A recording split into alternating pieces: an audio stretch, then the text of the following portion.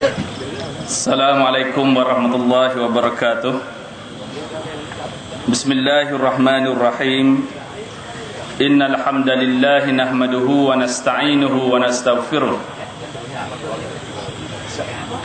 Wa na'udzu billahi min shururi anfusina wa min sayyiati a'malina. Man yahdihillahu fala mudhillalah wa man yudlil fala hadiyalah.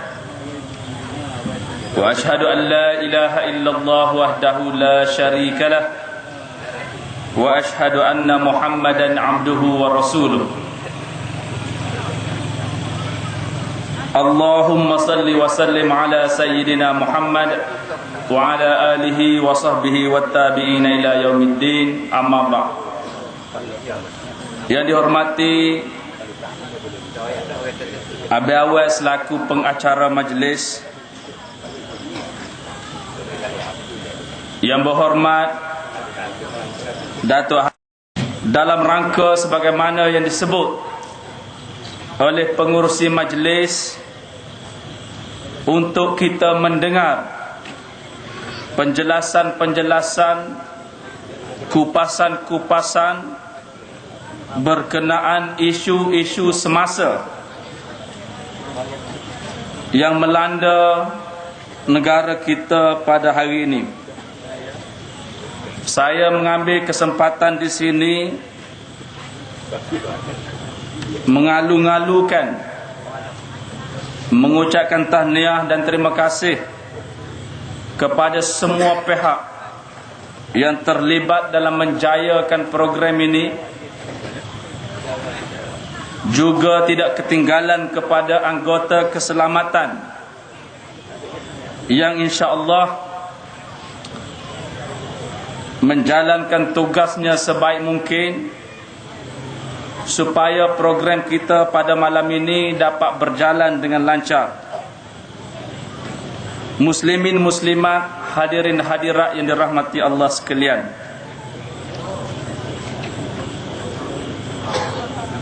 Bila sebut soal isu semasa,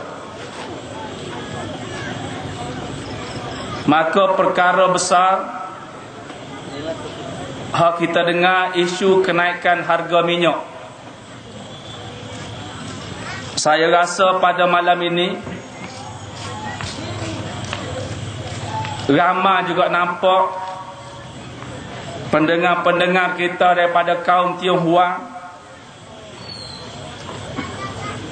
Boleh jadi dia pun rasa terjejah juga, rasa terbeban juga dengan kenaikan harga minyak yang begitu tinggi dalam beberapa minggu yang lepas.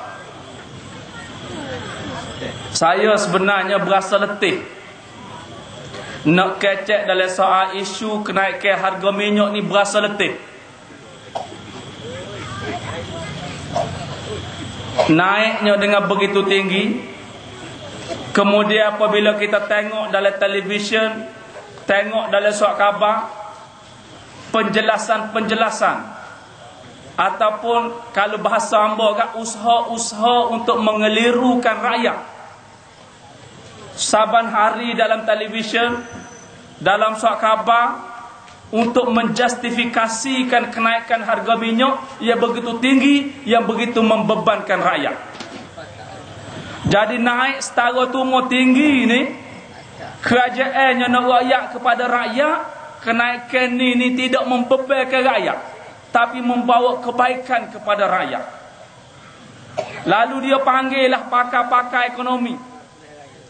Apabila mari pakar-pakar ekonomi ni nak kecek ni, kita berasa sepenapuk lah, maknanya cuba nak menutup, maknanya menutup penipuan hak dia nak buat kepada rakyat ni, nak memperbodohkan rakyat sehingga dia kecek tu. Kalau kita faham sikit je ekonomi, sebenarnya dia pun begitu bodoh untuk kecek depan kamera televisyen lagu tu. Kerana apa buat tak nak menipu ni kuat dah. Hari ni kita duduk dengan subsidi. Molek kalau dia royaknya, dia molek bukan nak naik harga minyak, tapi subsidi dikurangkan. Kalau awal-awal dulu perkataan subsidi ni kita tak dengar sangat. Tiba-tiba lo ni kerana kenaikan harga minyak dengan begitu tinggi, hak bakitnya subsidi. Kerajaan bukan naik harga minyak tapi kurang subsidi. Kurang subsidi ni dikatakan perlu untuk negara nak pulih ekonomi negara. Nak jadi ke ekonomi negara jadi molek bagi kesejahteraan rakyat, maka kena kurang subsidi ni. Ada kakak faham kodok subsidi ni berapa? Semua lah ni duduk kacak subsidi. Subsidi ni berapa? Ibarat subsidi ni ada kakak begini. Kalau kita ni ada kebun durian. Kita ada kebun durian. Ambo nak kira bahasa yang mudah. Apabila kita ada kebun durian, durian kita ni keluar buah dengan banyak. Harga sebutir durian ni ada kakak katalah RM5 nak semua dah kira. Harga sebutir durian ni RM5.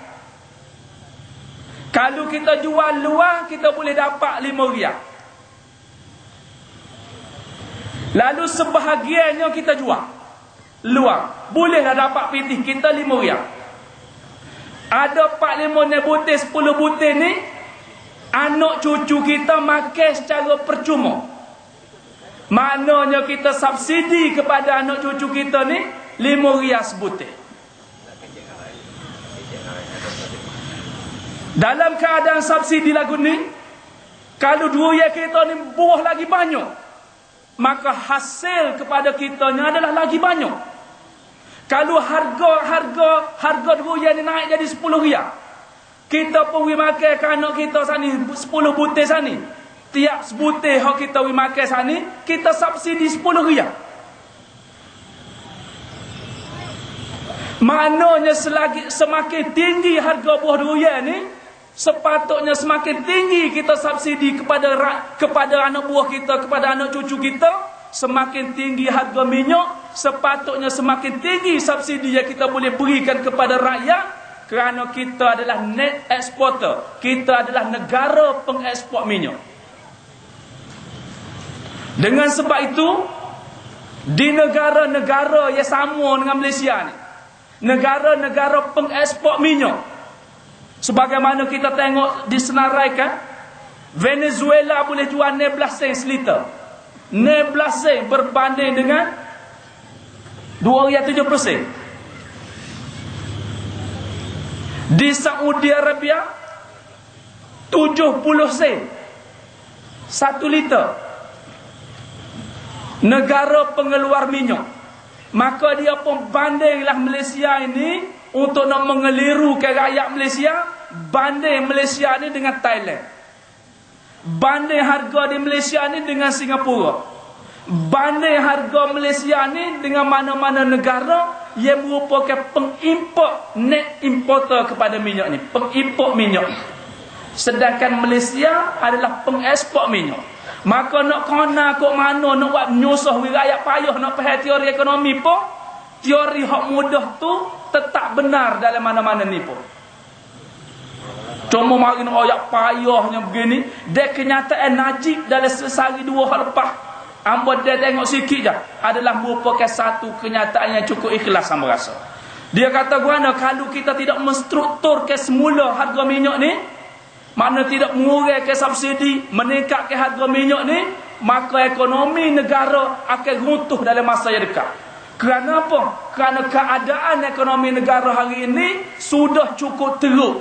Ini hak yang disebut oleh pengurusi majlis tadi sebenarnya 50 tahun UMNO mengatah negara ni telah menyebabkan ekonomi negara ni jadi begitu teruk, lalu terpaksa membebankan rakyat, maka kena guna hasil bumi ni untuk nak membaiki ekonomi yang telah dirosakkan dengan begitu kuat. Umpamanya adik kakak, kenyataan Najib ni supaya lagu ni. Kita ni ditinggal harta yang banyak oleh ibu bapa kita, tanah berapa semua. Kita sendirinya tidak berwibawa untuk mentadbir, untuk kerja, untuk cari makan kita sendiri. Sampai kepada satu peringkat kita pun kena royak. Kalau tak jual tanah hak ditinggal oleh ayah bonda kita ni, susah benar dah kita masa depan ni. Terikat dengan alung, terikat dengan macam-macam hutan dan sebagainya. Inilah keadaan yang berlaku di negara hari ini, dalam contoh yang begitu mudah untuk rakyat semua nak faham. Kemudian nak menghalalkan benda ni lagi, dibentangkan dalam parlimen baru ni.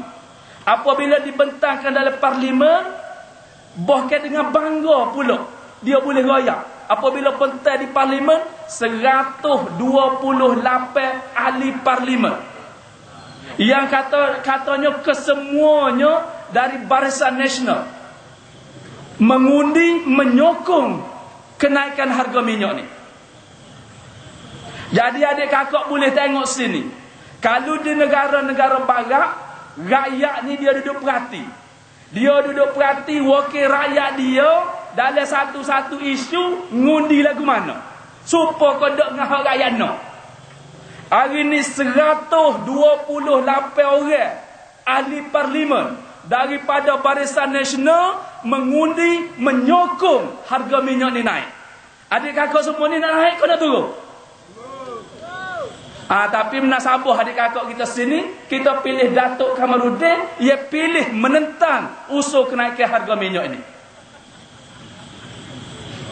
Jadi kita sini tidak berbangkit, tapi nak royaknya lagu mana, wakil rakyat Barisan Nasional yang menyokong mana kenaikan harga minyak ni, lagu mana rakyat dia. Dikala rakyat begitu terbeban, wakil rakyat tiba-tiba menyokong kenaikan harga minyak ni. Kemudian mana dengan segala hak ada apa semua ni, Pak Lah Badawi, isu hak terbaru sikit ni, menafikan ni isu negara hari ni. Apabila Raja Petra Kamarudin telah membuat akuan berkanun yang mengaitkan isteri timbalan Perdana Menteri dalam kes pembunuhan Altan Tuyang. Kalau kita dengar pun berasa gerung dengar. Seriang Bulu Rama. Dikala gadis yang tidak bermayung itu diletupkan di kawasan letupan ini, disaksikan oleh isteri timbalan Perdana Menteri. Ini mengikut kata Raja Petra Kamarudin. Boleh jadi Datuk boleh bagi penjelasan yang lebih baik.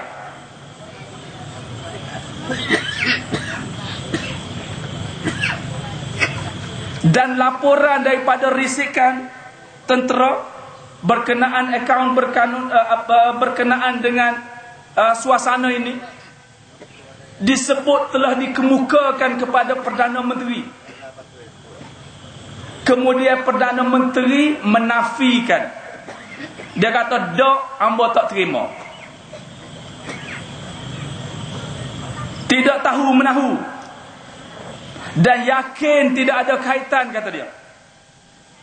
Adik kakak muslimin muslimat dirahmati Allah sekalian. Hamba sebut ni, hamba nak kait dengan beberapa peristiwa sehari sebelum pembubaran Dewan. Apabila ditanya oleh wartawan, betul ke tak nak bubar parlimen esok? Betul ke tak nak bubar parlimen esok? Maka Pak Lah Badawi jawab, saya masih lagi banyak mesyuarat yang akan saya pengurusikan, dan esok tidak akan dibubarkan parlimen. Siapa masuk esok, pak bubar. Dan kita ingat dalam isu kenaikan harga minyak, rakyat diberitahu bahawa penstrukturan semula subsidi minyak ni akan dibuat dalam bulan Ogos. Bulan 8 hak sebut nak buat. Lepas pada sebut hari ni sebut kata nak buat bulan 8, mana usaha dia ni sepah maicung. Nak suruh rakyat mengelak lagu tu, dia pun patai kau ni.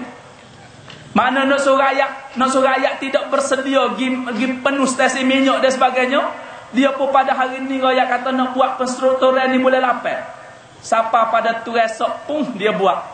Dia menaikkan harga minyak dengan begitu tinggi. Hari ni dia menafikan apa ni? Adanya laporan ini, adanya dalam pengetahuan dia menafikan. Kalau saya sore, adik kakak saya tak tahu. Kalau saya sore, saya yakin apabila dinafikan oleh Perdana Menteri Malaysia, maka itulah kenyataannya. Dan ambo ni selaku ucapan aluan, tidak akan memanjangkan ucapan ini. Mengucapkan terima kasih kepada semua pihak yang terlibat, dan khusus kepada Datuk Kamaruddin Jaafar yang dapat bersama dengan kita dalam kesibukan yang begitu kuat dalam usaha untuk merampas kerajaan Malaysia ini, yang saya rasa saya tak perlu ulas. Kita minta Datuk Kamaruddin supaya mengulasnya, dan semua pihak yang terlibat pada malam ini. Mana-mana yang baik daripada ucapan aluan hamba tadi dari Allah Subhanahu Wa Taala, mana-mana yang salah dan silap adalah daripada kelemahan diri hamba sendiri. Aku qauli hadza wa astaghfirullahal azim li wa lakum. Wassalamualaikum warahmatullahi wabarakatuh.